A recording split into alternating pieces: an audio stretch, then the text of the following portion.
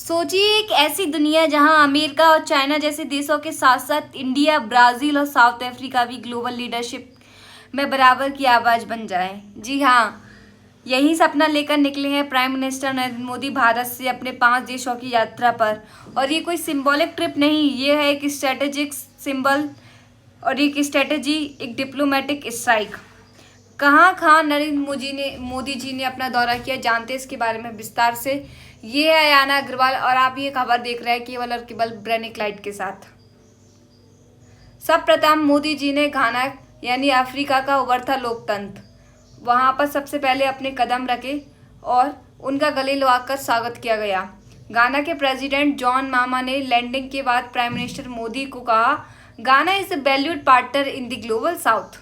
After that Narendra Modi visited Namibia. उन्होंने Namibia को visit किया, जहां उन्होंने अफ्रीकन कोऑपरेशन और डिजर्ट रिसर्च जैसे टॉपिक्स पर बातचीत की।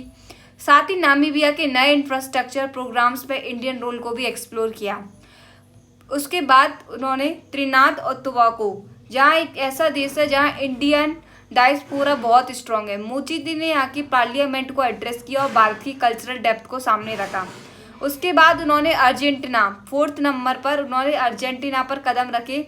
वहाँ उन्होंने फूड सिक्योरिटी, एनर्जी ट्रेड और लिथियम रिजर्व्स को लेकर बड़े समझौते की नींव रखी, क्योंकि साउथ अमेरिका में लिथियम सबसे क्रिटिकल है और बैटरी फ्यूचर का फ्यूल है। उसके बाद उन्होंने अपना 5वां कदम ब्राज़ील के अंदर रखा, जहाँ होगी ब्रिक्स समिट।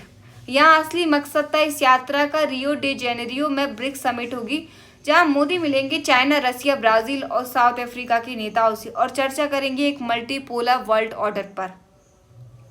मोदी जी ने ब्रिक्स के बारे में क्या कहा? मोदी जी ने बहुत साफ शब्दों में कहा, BRICS is a platform to build a balance and democratic global order.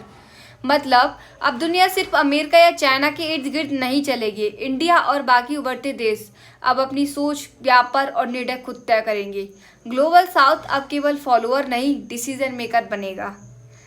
सबसे बड़ी बात तो ये है, घाना सरकार ने प्राइम मिनिस्टर नरेंद्र मोदी को दिया अपना highest state honour, companion of the order of state of Ghana. यही वही सम्मान है जो पहले Jacques Chirac, France, king Mohammed BI Morocco जैसे ग्लोबल नेताओं को मिला था। दिस सोस अफ्रीका अब इंडिया को एक असली साथी की तरह दिखता है, सिर्फ डोनर नहीं। अब बात करते हैं एक बेहद अहम विषय की, वैक्सीन डिप्लोमेसी। गाना ने कहा है कि वो अफ्रीका का बनना चाहता है वैक्सीन आउट और भारत इसमें उनकी मदद करेगा। ये वही सॉफ्ट पावर है जिसकी बात अक्सर हम सुनते हैं, साइंस के जरिए दिलों को जोड़ना।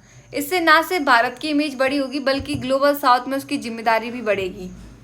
मोदी ने घाना के पार्लियामेंट को भी संबोधित किया, जहां उन्होंने भारत और घाना के historical ties, freedom struggle, parallels और कल्चरल डेप्थ की भी बात की। और सबसे बड़ी बात तो ये है कि उन्होंने कहा कि Bharat partners in progress not patrons in power बनना चाहता है। This is powerful line which is said by him.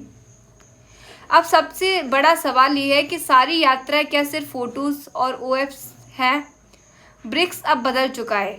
BRICS, B for Brazil, agriculture and energy power, R for Russia, military and energy, India, tech and diplomacy, China, manufacturing और South Africa, minerals and gateway to Africa. और अब BRICS में शामिल होने के लिए Egypt, Saudi Arabia, UAE, Ethiopia और Iran जैसे देश भी तैयार हैं। It's becoming the voice of Global South. इस यात्रा का असली मतलब क्या है? तो क्या सिर्फ हैंडशेक और स्पीचेस हुए? नहीं, यहाँ यात्रा भी एक डिप्लोमेटिक रिसेट की है, जहाँ भारत ने साफ किया कि हम रूल टेकर्स नहीं, रूल मेकर्स बनना चाहते हैं। ग्लोबल साउथ को एकजुट करना, इंडिया को लीडरशिप की सीट पर बिठाना, यही इस यात्रा का असली मकसद था। तो दोस्तों, ये थी प्राइम मिनिस्टर मोदी के 5 देशों के साथ यात्रा की पूरी कहानी। एक ऐसी यात्रा जिसने डिप्लोमेसी को सिर्फ बातों से हटाकर वास्तविक साझेदारी और सम्मान का रूप दे दिया।